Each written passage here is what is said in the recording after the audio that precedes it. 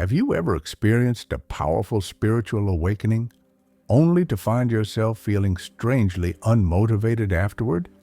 Maybe you expected a surge of passion, clarity, and purpose, but instead you're met with silence, numbness, or even confusion. Why does this happen? Why does awakening sometimes feel like the beginning of a deep fog, rather than a bright new dawn?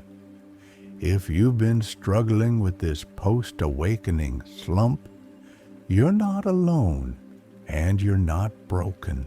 This experience is a profound and sacred phase of transformation that Carl Jung, the father of analytical psychology, described decades ago. It's a psychological death of your old self and the collapse of everything you thought gave life meaning. Your ego loses its map, leaving you in a confusing limbo.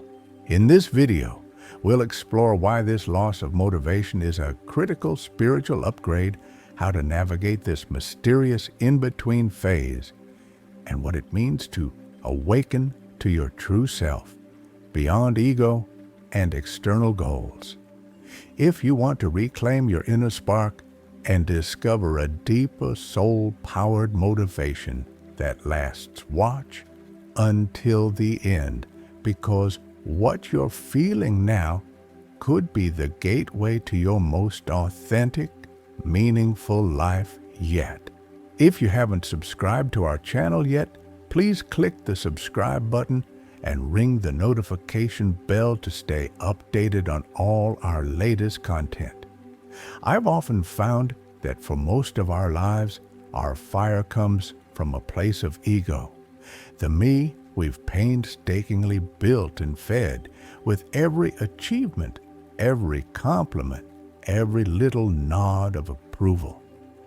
We chase success, we crave recognition, we hunger for love and validation, and honestly, there's nothing shameful in that.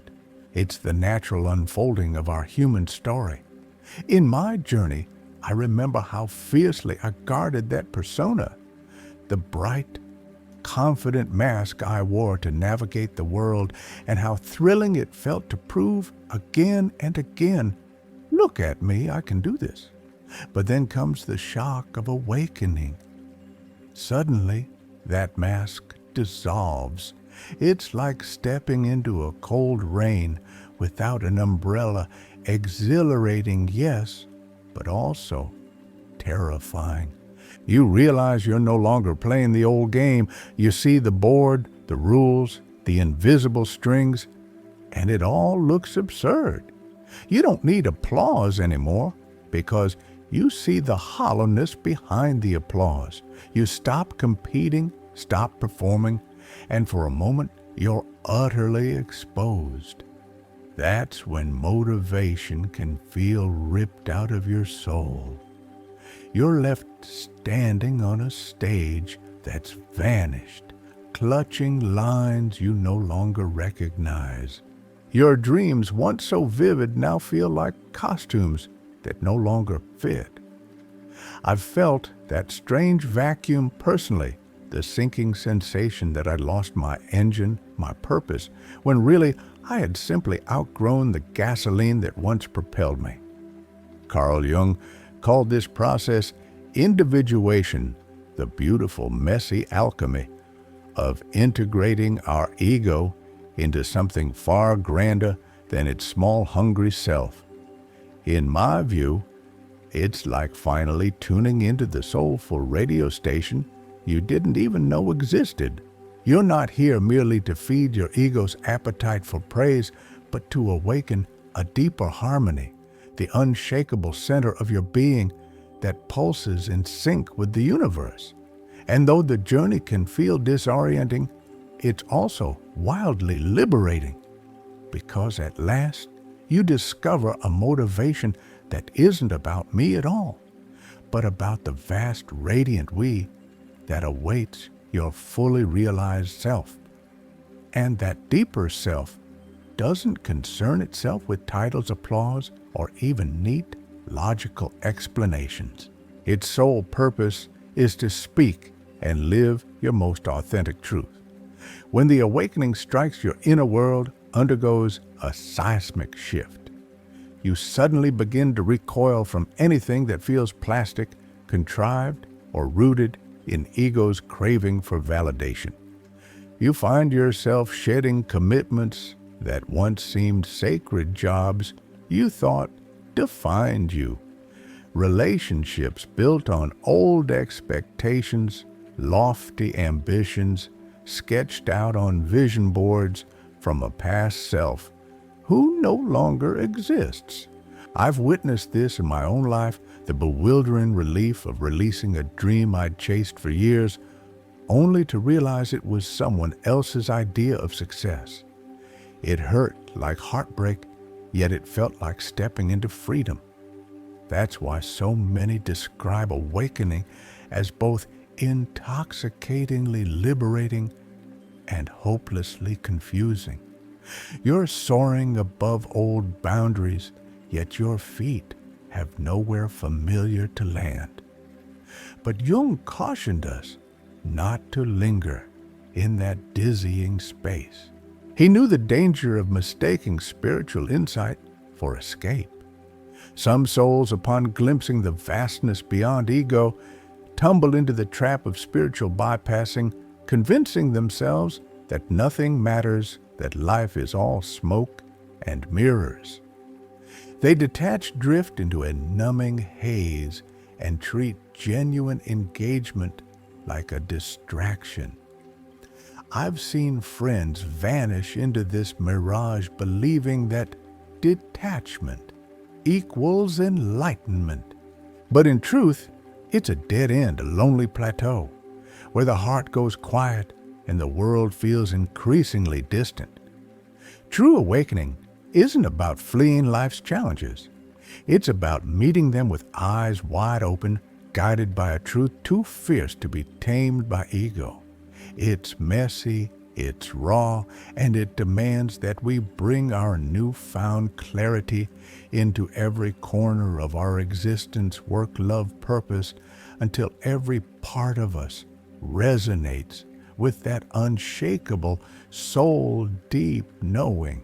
But the true self, the tender, vast essence that pulses beneath every thought and feeling, yearns for something utterly different. It doesn't want to retreat into solitude or hide behind lofty ideals.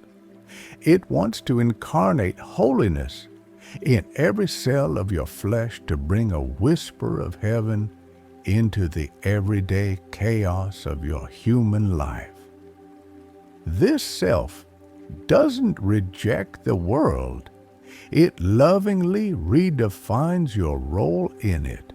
It beckons you to walk through the marketplace with open hands, to show up in your career with unwavering integrity, to love fiercely and fearlessly, even when the old stories of your ego still tug at your sleeve.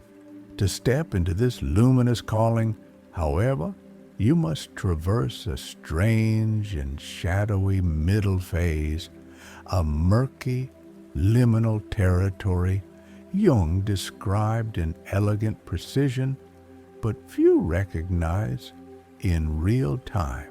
It's the awkward space that follows the initial burst of awakening, a chapter unglamorous enough that you won't find it on any inspirational feed. There are no picturesque barley fields, no Instagram-worthy aha quotes. Instead, it looks like this, you alone in a room of your own making, sitting in a weighty silence, words dissolving on the tip of your tongue while life's whirlwind whistles past the window. In those moments, you might feel immobilized, uncertain how to speak, how to act, how to translate this newfound clarity into your day-to-day reality. Friendships move on, deadlines loom, the world expects you to keep pace, but you're stuck suspended between two selves. Carl Jung would gently remind you, you are not lost. You have disidentified from the old ego story, but you haven't yet discovered the full language of your reborn self. This disquieting pause is not a failure, it's a rite of passage, an alchemical doorway. Yet, in our hyperproductive culture, stillness is so often misread as laziness, and a necessary pause easily morphs into self-recrimination. You catch yourself thinking, I should be further along. I should be achieving, producing, proving. That harsh judgment clogs the very energy your soul is straining to reclaim. You feel guilty for resting. You feel guilty for feeling terrified. You feel guilty for simply being. Jung coined a powerful word for this turning point, enantiodromia, the phenomenon where an overabundance of one quality swings you into its opposite. When your life was once fueled by relentless doing, swinging too far into soul-level being can make you question everything. Why do anything at all? And yes, this inner pendulum shift from I must conquer the world to nothing matters anymore is not only natural, it's sacred. Myth and ancient wisdom traditions have long taught that this is the hermit phase, the twilight, between death and rebirth. It's the caterpillar dissolving into goo inside the cocoon, a messy, formless muck that to the untrained eye seems purposeless. But inside that goo, transformation is humming with fierce potency. It cannot be rushed, judged, or celebrated on social media. It simply must unfold. If you are still watching this video and find these lessons helpful, please comment number 1 below to let me know that you are still watching this video with me. So, if you find yourself in that goo feeling unproductive, disoriented, even a little frightened, take heart. This is exactly where magic happens.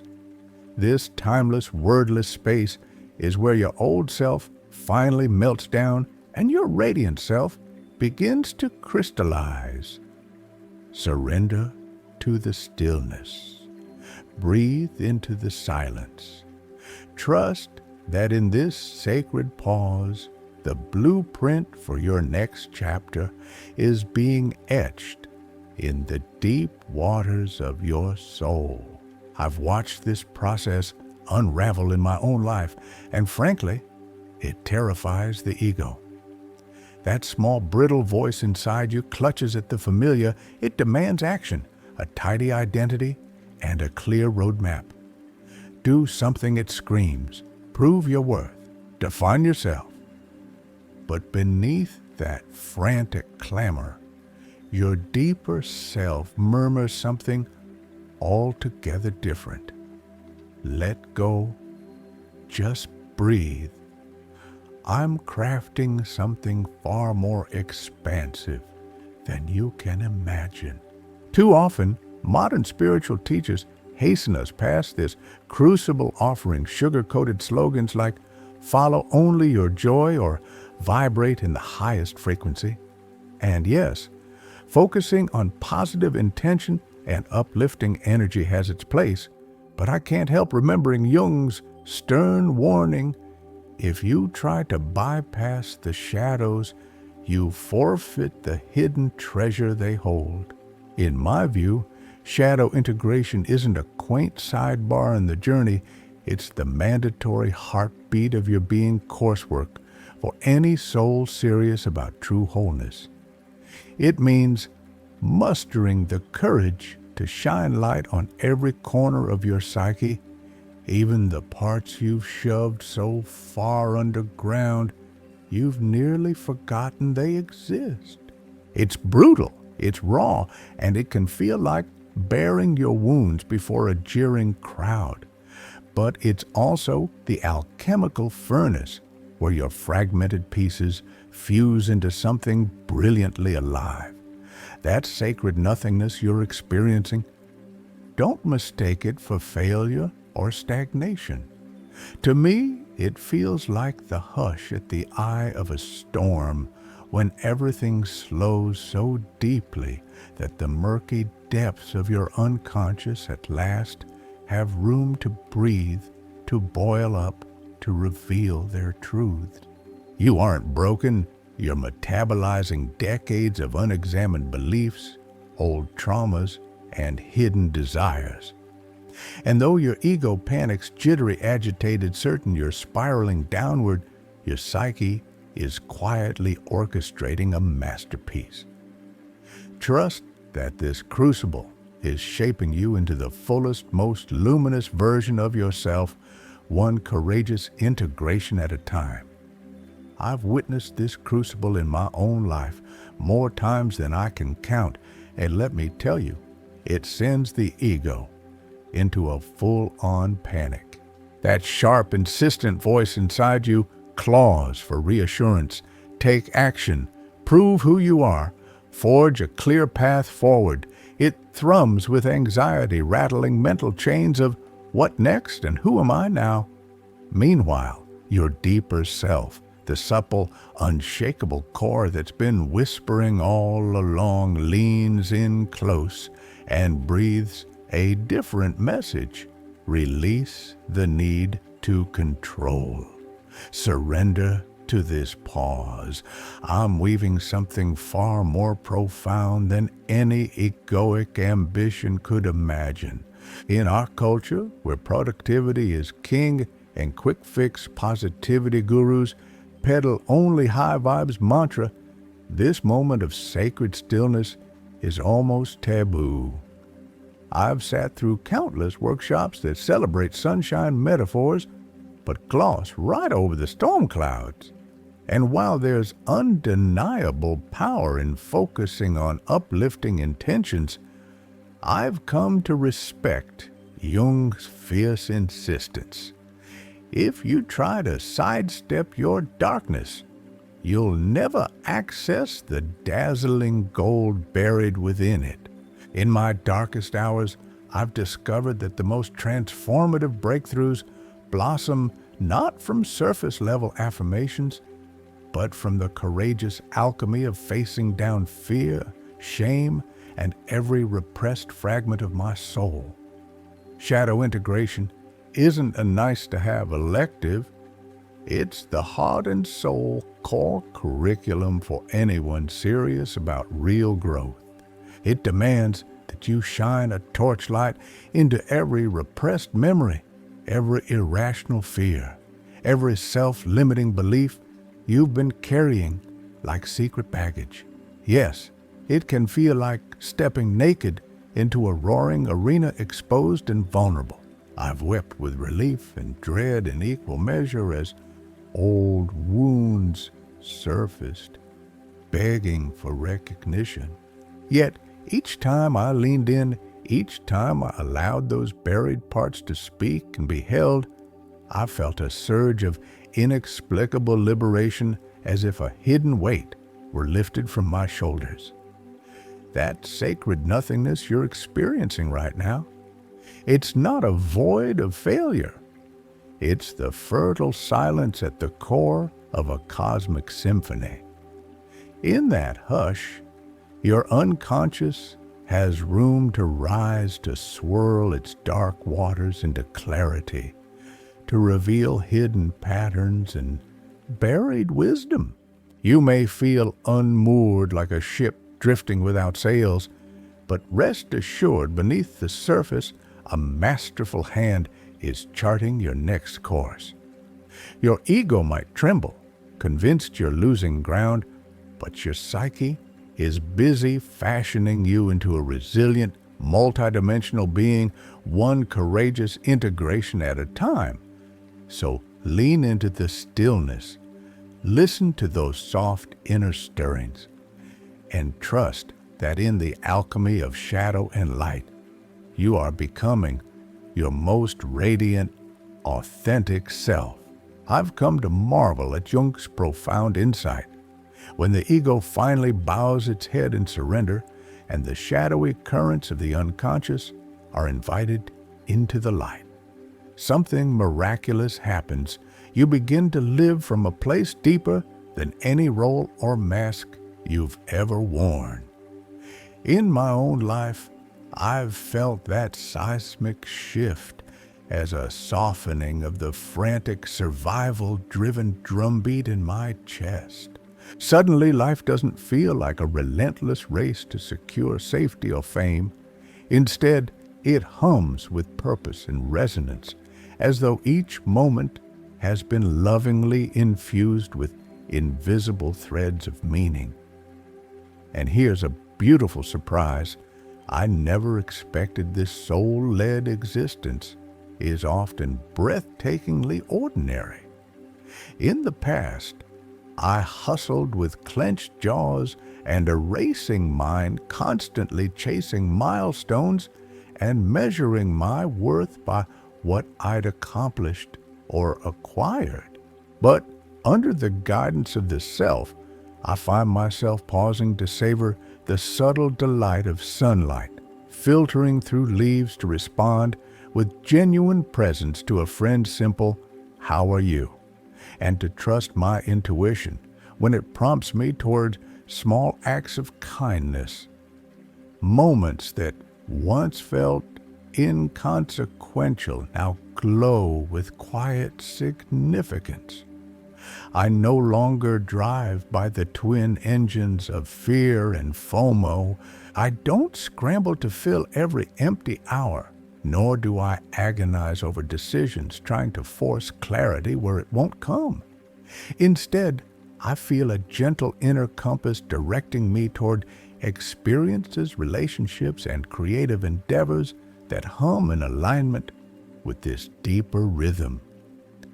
And when clarity arrives, it feels less like an intellectual puzzle solved and more like a warm breeze settling over my shoulders, a clear knowing that resonates through my bones. In this way, life transforms from a survival game into a graceful dance of meaning with the self as both choreographer and eternal partner. Living from the self doesn't promise you'll wake up every morning brimming with conventional motivation, as if life were one endless to-do list with check boxes just waiting to be ticked. You will still encounter days or even weeks when a thick veil of fatigue settles over your spirit, when your mind feels like a foggy blur and each decision seems loaded with uncertainty.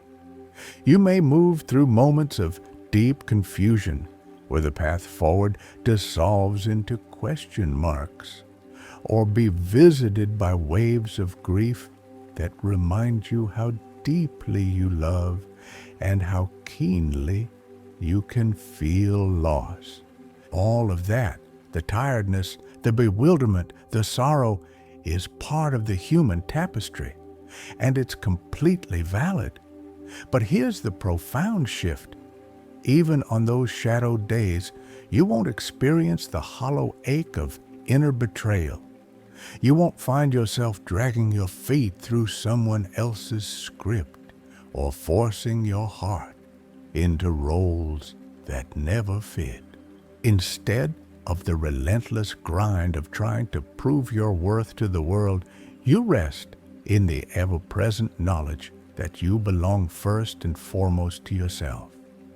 You might pause, tear up, or need to step away and recharge, but you won't endure that soul-crushing sensation of waking up in a life that feels like a stranger's. If you are still watching this video and find these lessons helpful, please comment number 2 below to let me know that you are still watching this video with me. When you live from the self, even your darkest moments carry a quiet integrity, a gentle reminder that every feeling, bright or heavy, belongs in your story. And in that belonging, you reclaim a kind of motivation that isn't about pushing harder, but about answering life's invitations with a yes that resonates in your bones. That inner allegiance to your truest self becomes your compass, guiding you through confusion, carrying you through grief, and reminding you always that you are home. You may begin to sense an irresistible pull toward creation, a whisper in your soul urging you to paint, write, build, or simply dream, even when there's no audience, no applause, no external reward in sight. That spark of inspiration becomes its reward. You feel your heart quicken at the thought of bringing something new into existence just for the sheer joy of it. You find yourself gently declining invitations, projects, or commitments that once gleamed on paper, but now ring hollow to your deepest core. It isn't about missing out, it's about protecting the sacred space within you, where genuine passion brews. As this shift unfolds, you notice a delightful freedom in following the winding path of curiosity, rather than marching down a rigid checklist. You might linger in a bookstore aisle, drawn inexplicably to a dusty volume on ancient myths.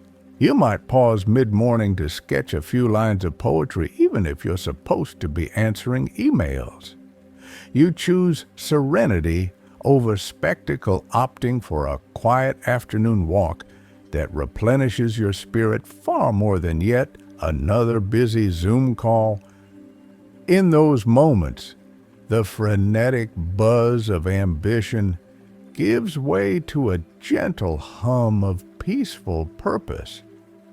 This, I've come to realize, is the new kind of fuel, one that doesn't scorch your nerves or leave you breathless. It isn't adrenaline or a desperate pursuit of more.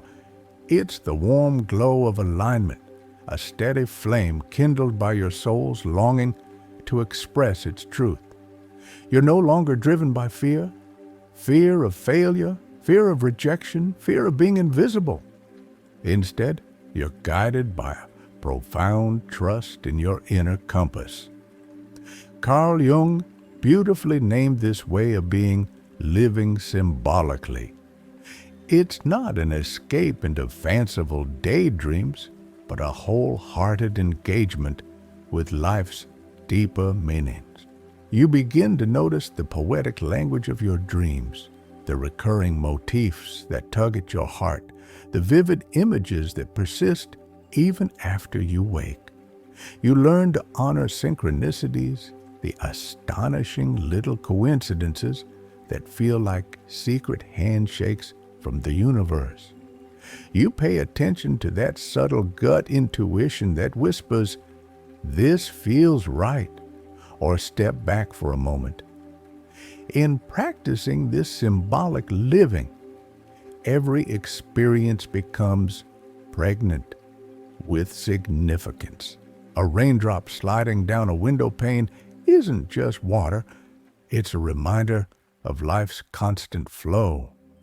A chance encounter with an old friend carries the weight of reconnection and healing. Even the simplest acts, tending to a houseplant, brewing a cup of tea, transform into rituals imbued with presence and gratitude. Ultimately, when you trust these inner signals, your dreams, your gut feelings, your soul's quiet images, you're navigating by a map drawn in starlight rather than city streets. And in that luminous guidance, you discover a life that no longer feels like a performance to please others, but a deeply personal masterpiece unfolding in real time. And that's a wrap on our journey from ego-driven striving to soul-led living. Now it's your turn. What insight resonated most with you today?